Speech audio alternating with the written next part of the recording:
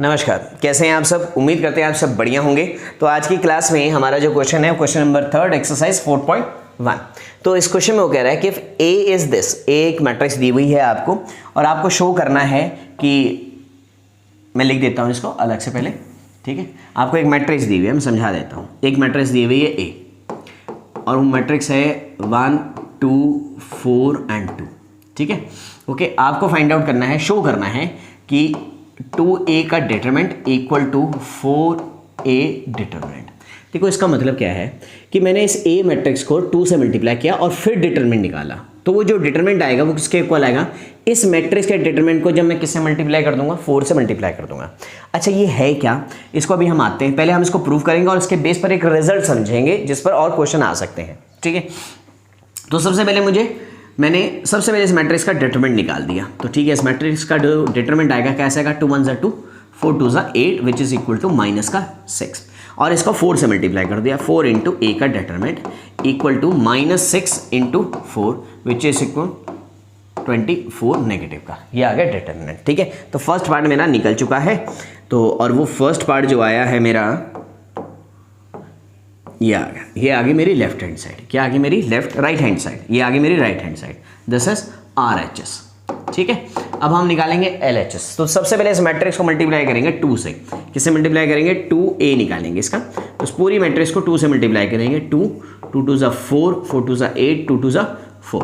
अब इनको इसका डिटरमिनेंट निकालेंगे, इस मैट्रिक्स का 2a का डिटरमिनेंट इक्वल टू 4 2 8 32, तो माइनस का 24, ठीक है। क्लियर बात। ये आ गया मेरा right hand side part, left hand side part, ये आ गया LHS पार्ट, ये आ गया मेरा LHS पार्ट, ठीक। This is LHS। तो LHS और RHS आपस में दोनों क्या हो गए, बिल्कुल इक्वल हो गए। तो ये आ गया इसका आंसर। ये हमने प्रूव कर दिया कि left hand side equal to right hand side. अच्छा, इससे एक रिजल्ट याद रखना है कि जब कभी भी मैं अपनी मैट्रिक्स को, कोई भी मान लो मेरे पास A मैट्रिक्स है, उसको किसी स्केलर क्वांटिटी से मल्टीप्लाई करूं और A एक स्क्वायर मैट्रिक्स है, ऑर्डर क्या है n/n, यानी कि स्क्वायर होगी तो ऑब्वियसली ऑर्डर रो और कॉलम क्या होंगे, आपस में इक्वल होंगे।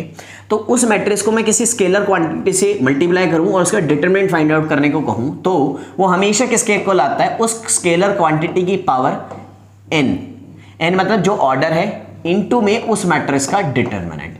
क्या, उस मैट्रिक्स का डिटरमिनेंट।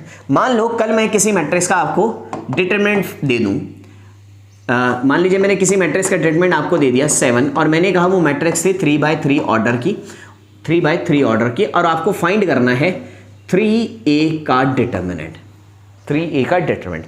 तो मुझे पता है ये किसके इक्वल है, 3 की पावर, चलो मैं 3 के अलावा कुछ और ले लेता हूँ ताकि आपको कन्फ्यूजन क्रिएट ना हो कि 3 कौन है, नंबर कौन कौन से हैं। ये 2a लिख दिया मैंने। तो अब क्या है, ये किसके इक्वल होगा, अभी मैंने रिजल्ट बताया आपको, ये किसके इक्वल होगा, उस स्केलर क्वांटिटी की पावर जो ऑर्डर में है 3 इंटू में उस मैट्रिक्स का डिटरमिनेंट। तो 2 की पावर 3 कितना, 8 इंटू उस मैट्रिक्स का डिटरमिनेंट 7, तो आंसर आ जाएगा 56 के इक्वल। तो उम्मीद कर रहे हैं समझ आ गया होगा। ये रिजल्ट बड़ा इंपॉर्टेंट है भाई, अपने नोटबुक में लिख लो। एग्जाम में कई बार इसका क्वेश्चन आ जाता है 1 मार्क्स में, MCQ में भी आ जाता है, MCQ में आ जाता है बेसिकली ये वाला क्वेश्चन।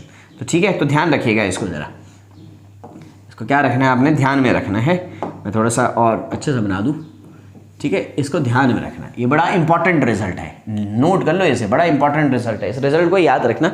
यहाँ n क्या है, उस मैट्रिक्स का ऑर्डर है। क्लियर है बात। तो उम्मीद कर रहे हैं आपको समझ आ गया है। आज की क्लास में इतना ही, मिलते हैं आपसे नेक्स्ट क्लास में, तब तक के लिए नमस्कार।